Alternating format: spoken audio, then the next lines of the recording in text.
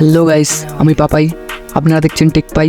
আজকে আমি যে ফোনটা রিভিউ দিতে চলেছি সেটা হলো Oppo Reno সিরিজের Oppo Reno 8।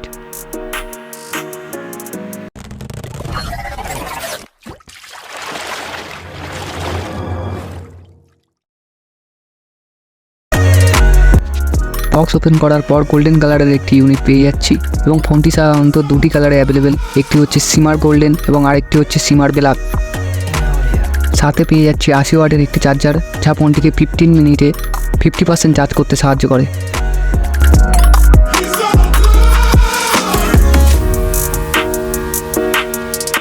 ডিজাইনের কথা বলতে গেলে ফোনটির ব্যাগ এবং ফ্রেম দুটোই সাধারণত পলিকার্বনেট প্লাস্টিক ইউজ করা হয়েছে।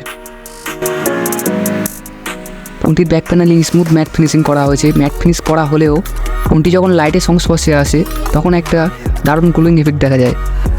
ডিসপ্লের মধ্যে 430 নিটসের একটি ব্রাইটনেস লেভেল পেয়ে যাচ্ছি, যার ডিরেক্ট সানলাইটের ডিসপ্লে ভিজিবিলিটি ছিল বেশ দারুণ। 90 হার্টজের একটি ডিসপ্লে রিফ্রেশ রেট এখানে দেখতে পাচ্ছি।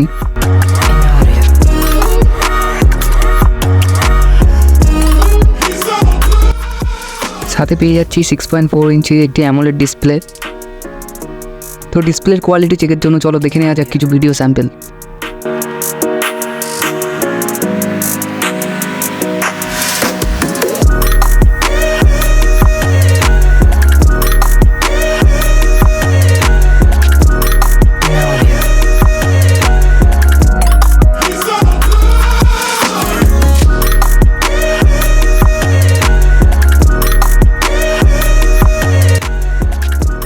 রিয়ারে আমরা এখানে তিনটে ক্যামেরা দেখতে পাচ্ছি, একটি হচ্ছে 50 মেগাপিক্সেল, আরেকটি হচ্ছে 8 এবং আরেকটি 2। আর ফ্রন্ট ক্যামেরায় আমরা পেয়ে যাচ্ছি 32 মেগাপিক্সেলের একটি ক্যামেরা।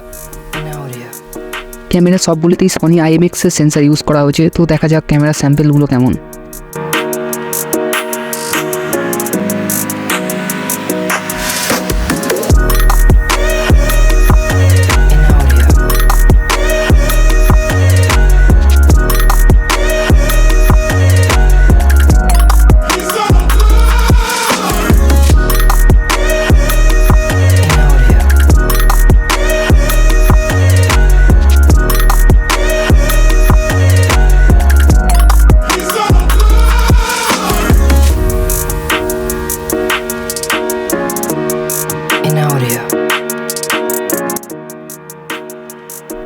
Oppo 4500 mAh একটি ব্যাটারি পেয়ে যাচ্ছি এখানে।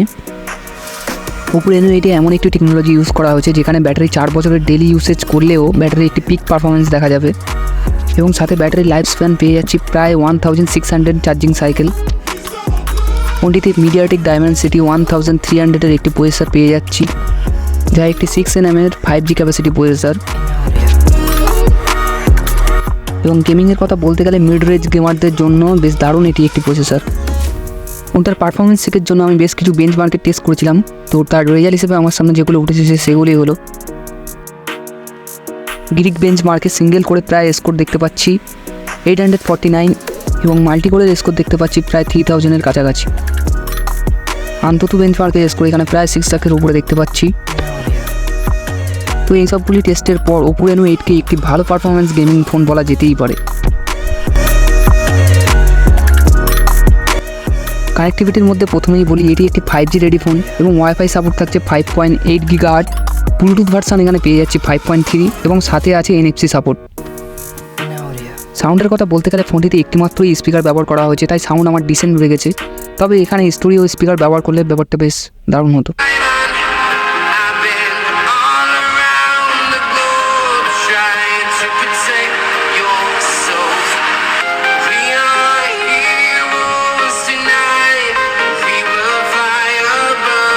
ই কমার্স সাইটে ফোনটার কেমন কি রিভিউ চলো সেটা একবার দেখে নেওয়া যাক।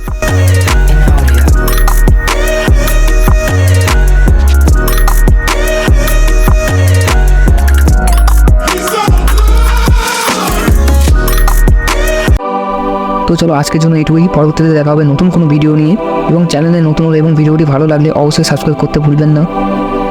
জয় হিন্দ, বন্দে মাতরম।